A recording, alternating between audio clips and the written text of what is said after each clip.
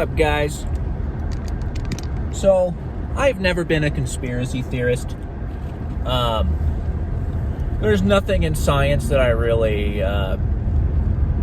go against except for one thing. And because I go against this one thing, I'm often labeled as like a science denier or going against science or whatever. It's actually really interesting how strong confirmation bias is in the scientific community, and also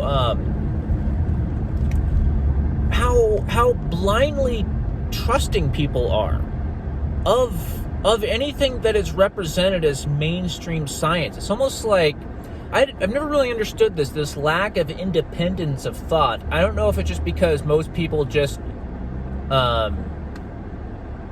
aren't accustomed to doing their own research and reading their own scientific papers and things like that, or if it's that they see the scientific community as smarter than them or having a higher IQ than them, the people in the scientific community.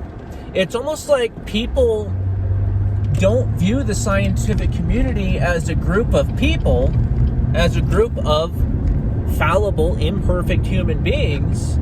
It's like they view it as some sort of God. And this actually brings up an interesting point. This tends to happen when you remove God from society. Humans always have a God. I don't care if you're atheist, if you think you don't believe in a God, you have a God.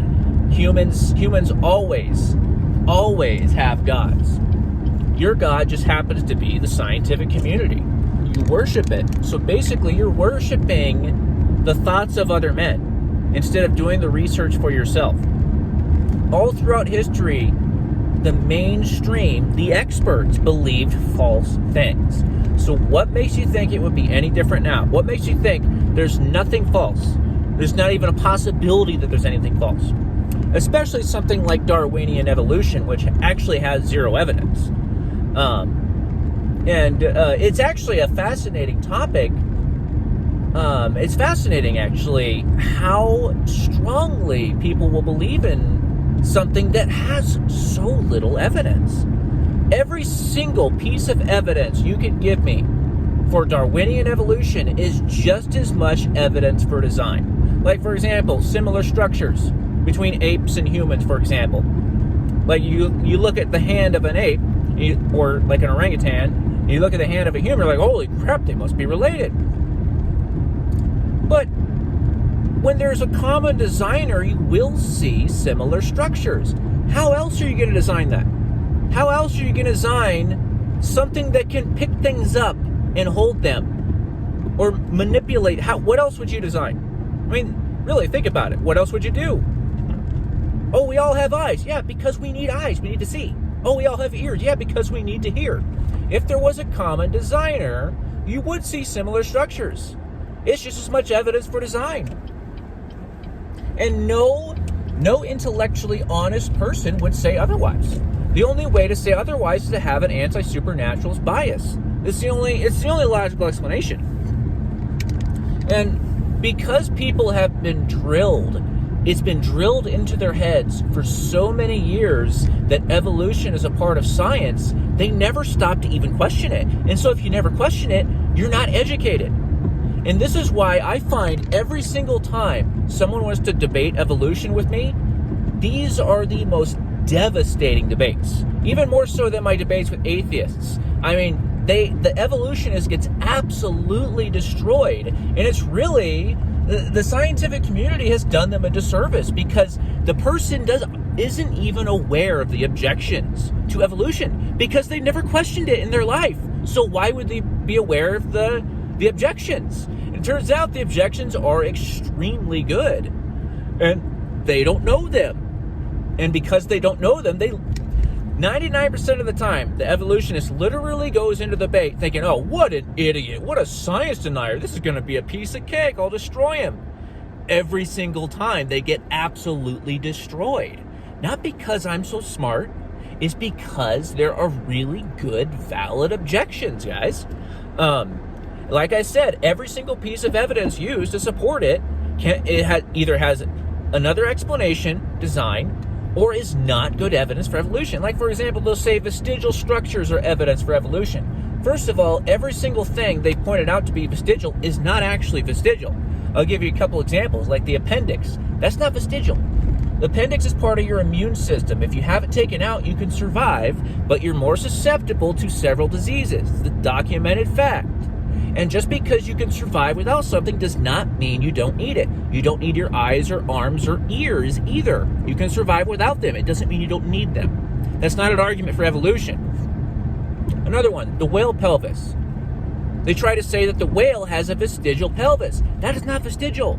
The whales need that to reproduce. There's 9 muscles attached to that pelvis that allows them to be able to defecate, reproduce, everything. They cannot reproduce without that pelvis. And it is not vestigial at all. Every single supposed vestigial structure is not actually vestigial. And Darwin back in the day said the gravest objection to his theory was the fact that you don't see a ton of missing links. And of course, they have various reasons for that. We're not going to get into that right now. That's actually a big lecture. But the fact that everything just explodes fully formed in the Cambrian era, it goes against Darwinian evolution. In fact, prominent evolutionists, because of this problem, they proposed the idea of punctuated equilibrium. That instead of gradual changes, there's like sudden changes, like you leap forward all of a sudden out of nowhere, because it just doesn't make sense. The fossil record does not align with Darwinian evolution at all.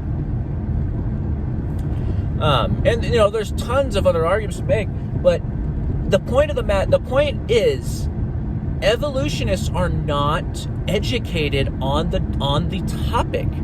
They're only educated, basically, the education most people receive is evolution is fact. Simple as that. Everyone from the time they're a little kid, they hear it. Oh, we all evolved from earthworms, or we're all related to tomatoes and plants and earthworms and hamsters. And the problem is, the evolutionists are a little bit obtuse when arguing this topic.